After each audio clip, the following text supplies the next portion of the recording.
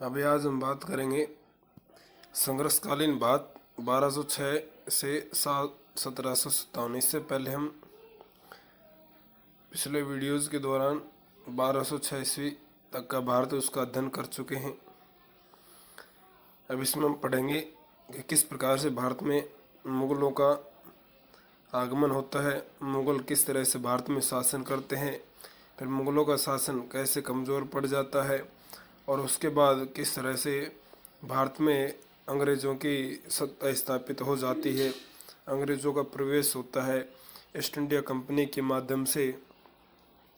तो लगभग ये सारी जानकारी यह हम प्राप्त करेंगे इस वीडियोज़ के माध्यम से। तो भारत में लगातार विदेशी आक्रांताओं ने आक्रमण किए। भारतीयों ने इन आक्रमणों का वीरतापूर्वक प्रतिरोध किया, संघर्ष किया। भारतीयों ने प्रारंभिक अरबी एवं मुस्लिम आक्रांताओं को पराजित कर खदेड़ दिया। अमर खलीफा के समय 636 ईस्वी में अरबों द्वारा पहला समुद्री आक्रमण ठाणे पर हुआ, यानी कि भारत में अरबी और मुस्लिम जो आक्रमण हुए उनको प्रारंभ में खदेड़ दिया था। अमर खलीफा के समय 636 ईस्वी में अरबों द्वारा पहला जो समुद्र के रास्ते आक्रमण हुआ, जो भूमि महाराष्ट्र के ठाणे पर हुआ। किताब फुतूह अल बुल्दान ये किताब का नाम है। उसमें उल्लेख है कि अरबों का यह अभियान विफल रहा, अर्थात इसमें असफल हो गए। इसके बाद बड़वास, भड़ोच और सिंध के डेबाल बंदरगाहों पर आक्रमण हुआ। ये आक्रमण भी असफल रहे। चचनामा में उल्लेख मिलता है कि डेबाल के संघर्ष में अरब सेना नायक मुधायरा पराजित हुआ और मारा गया। यानी कि चचनामा भी एक पुस्तक है, उसमें उल्लेख मिलता है डेबाल का जो युद्ध हुआ उसमें अरब सेना नायक मारा गया, हार गया था वो। 712 ईस्वी में मोहम्मद बिन कासिम व सिंध के राजा दाहिर के मध्य भयानक संघर्ष हुआ। बाबा दौरी ने लिखा है, महाभयंकर संघर्ष हुआ, ऐसा जैसा कभी नहीं सुना गया।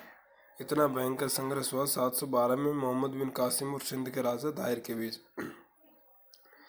चचनामा में उल्लेख है कि काफिरों अर्थात गैर मुस्लिमों को काफिर कहा जाता है। काफिरों ने अरबों को चारों ओर से जकड़ लिया और जिस बहादुरी और दृढ़ता से वे लड़े उसके कारण इस्लाम की पूरी फौज घबरा गई और तार तार हो गई। इसी बीच संयोगवश एक तीर हाथी पर सवार राजा दाहिर के सीने पर लगा। इस कारण राजा मृत्यु को प्राप्त हो गया। इसके बाद भी राजकुमार जयसिया व साम्रा की रानी बाई किले की रक्षा के लिए डटे रहे।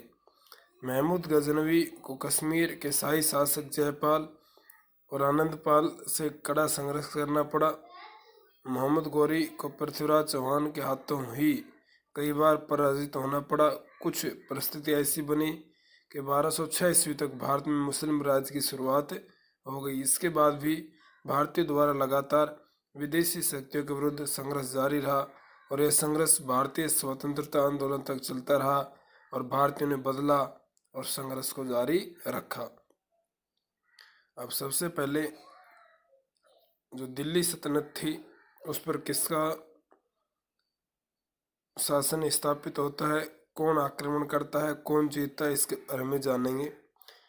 तो यहाँ पर 1206 से ही मुस्लिमों की शुरुआत मानी जाती है, मुग़ल शासन की शुरुआत मानी जाती है। तो दिल्ली जो सल्तनत थी उसमें 1206 से 1256 ईस्वी तक लगभग 50 वर्षों तक किसका शासन रहा, वो सारी स्थिति हम इस टॉपिक के दौरान जो दिल्ली सल्तनत है इसमें जानेंगे 50 वर्षों तक किसने शासन किया। यामिनी, इलबरी या गुलाम वंश, इसको यामिनी वंश भी कहते हैं, इलबरी भी कहते हैं और गुलाम वंश भी कहते हैं। कुतुबुद्दीन ऐबक ने गुलाम वंश की नींव रखी। 1206 में राज्य का आरोहण हुआ, राज्य पर बैठा। कुतुबुद्दीन ऐबक ने 1206 से 1210 तक शासन किया। कुतुबुद्दीन ऐबक को लाक्स बख्श भी कहा जाता है।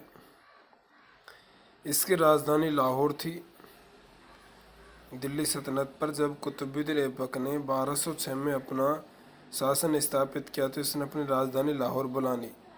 इसके दरबार में हसन निज़ामी को संरक्षण मिला, जो एक विचारक और लेखक था। हसन निज़ामी।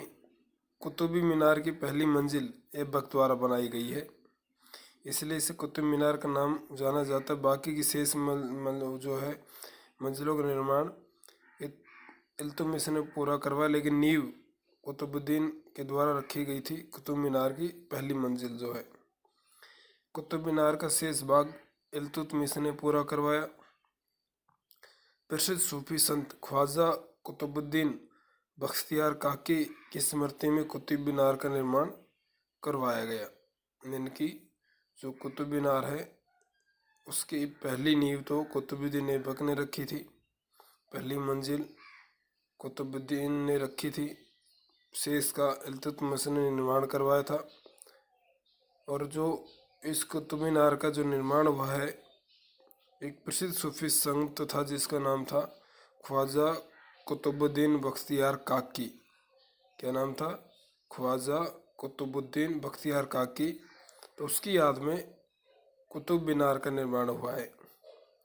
समकालीन इस्लामिक साहित्य में ऐसा उल्लेख है, कुछ प्रमाण तो खास नहीं मिले, लेकिन उस समय के साहित्य उसमें ऐसा पढ़ने को मिला है कि जो कुतुबुद्दीन ऐबक, जिसे लाख बख्श भी कहा जाता है, जिसने 1206 ईस्वी में गुलाम मुंशी की नींव डाली थी, उसने कुतुब मीनार की पहली मंजिल का निर्माण करवाया, शेष का इल्तुतमिश ने करवाया। और ये जो कुतुब मीनार है इसका निर्माण ख्वाजा कुतुबुद्दीन बख्तियार काकी की याद में हुआ। 1210 ईस्वी में चौगान अर्थात पोलो खेलते हुए घोड़े से गिरकर ऐबक की मृत्यु होगी। घोड़े से गिर गया, पोलो खेलते हुए लगी इसके, और ये मृत्यु को समा गया। तो इस तरह से ये गुलाम वंश की नींव पड़ती है कुतुबुद्दीन ऐबक के द्वारा। उसके बाद अगला शासक आता है इल्तुतमिश, 1210 से 36 तक, जिसने लगभग 16 वर्षों तक शासन किया। जब 1210 में चौगान खेलते हुए पोलो खेलते हुए घोड़े से गिरकर कुतुबुद्दीन ऐबक की मृत्यु हो जाती है, तो उसका उत्तराधिकारी ऐबक का दामाद बनता है इल्तुतमिश। इसे मुस्लिम साम्राज्य का वास्तविक संगठनकर्ता माना जा सकता है, यानी कि मुस्लिम साम्राज्य का जो वास्तविक संगठनकर्ता है वो इल्तुतमिश को मान सकते हैं, क्योंकि कुतुबुद्दीन ऐबक ने तो नींव रखी थी गुलाम वंश की, लेकिन वास्तविक रूप से इल्तुतमिश ही माना जाता है। 1226 ईस्वी में इल्तुतमिश रणथंबोर जीता। 1243 ईस्वी में सुल्तान ने मालवा पर आक्रमण कर भिल्ला के दुर्ग को जीता। ग्वालियर और जालौर पर भी इसका अधिकार हो गया। ख्वारिज़्म शाह के पुत्र मगर बरनी को सहायता नहीं देकर इल्तुतमिश ने मंगोल चंगेज खान से दुश्मनी मोल नहीं ली। देखिए, इल्तुतमिश दिल्ली की गद्दी पर बैठ जाता है 1210 ईस्वी में। 1226 में ये रणथंबोर पर आक्रमण कर देता है। 1223 में मालवा पर आक्रमण कर देता है। ग्वालियर और जालौर पर भी अपना अधिकार जमा लेता है। और ख्वारिज़्म शाह के पुत्र मंग बरनी को सहायता नहीं देकर इसने मंगोल चंगेज के खिलाफ अपनी दुश्मनी नहीं ली। नहीं तो उस पर सहायता करता तो चंगेज के खिलाफ इसकी दुश्मनी हो जाती, शायद से इसका राजपाट छिन जाता, वो इस पर वापस आक्रमण कर देता। उसके बाद आती है रजिया सुल्तान। 1236 से 40 वर्ष, लगभग 4 वर्षों तक इसने शासन किया रजिया सुल्तान ने। रुकनुद्दीन फिरोज शाह की हत्या के बाद इल्तुतमिश की पुत्री रजिया सुल्तान गद्दी पर बैठती है। ये इल्तुतमिश की पुत्री थी रजिया सुल्तान। इल्तुतमिश ने रजिया को उत्तराधिकारी चुना था। परंपरावादी व कट्टरपंथी तुर्की अमीरों ने रजिया का विरोध किया। रजिया ने पर्दा त्याग दिया, यानी कि स्त्रियां पर्दा प्रथा अपनाती थी, लेकिन जब ये रजिया सिंहासन पर बैठी तो इसने पर्दा त्याग दिया और पुरुषों के समान ही इसने कुबा, कोट, कुल्हा, टोपी पहनने लगी। उसने मलिक जमालुद्दीन याकूत, अबिसीनिया के निवासी था, को अमीर अखूर नियुक्त किया, यानी कि अश्वशाला का प्रधान। अमीर अखूर का अर्थ क्या होता है? अश्वशाला का प्रधान नियुक्त किया, जिसका नाम था जमालुद्दीन याकूत, जो अबिसीनिया के निवासी था, जिससे तुर्क अमीर नाराज हो गए। तुर्क अमीर अर्थात जो उस दरबार में रहा करते थे, वो इससे नाराज हो गए। सरहिंद के शासक के विद्रोह को शांत करने के अभियान में याकूत की हत्या कर दी गई। याकूत को भेजा गया, जो सरहिंद में विद्रोह चल रहा था वहाँ पर इसकी धोखे से हत्या कर दी गई। बाद में रजिया ने अल्तुनिया से विवाह कर लिया, परंतु 1240 में दोनों को मार दिया। अल्तुनिया को मार दिया और रजिया सुल्तान को भी मार दिया गया, क्योंकि उनको ये बात हजम नहीं हुई कोई स्त्री शासन करे। फिर उसके बाद 1240 से 1242 तक भैराम शाह, 1242 से 1246 तक मसूद शाह, 1246 से 1265 तक नासिरुद्दीन महमूद ने सत्ता संभाली। ये सभी अयोग्य शासक थे। नासिरुद्दीन महमूद के पीछे वास्तविक बल गयासुद्दीन बलबन का था। अब बलबन एक प्रसिद्ध मुगल शासक था, और बलबन ने किस तरह से मुगल सत्ता का प्रसार किया और मुगल सत्ता का प्रसार करते इसने कैसे किन किन राज्यों को जीता, बलबन का हम अध्ययन नेक्स्ट टॉपिक के दौरान करेंगे।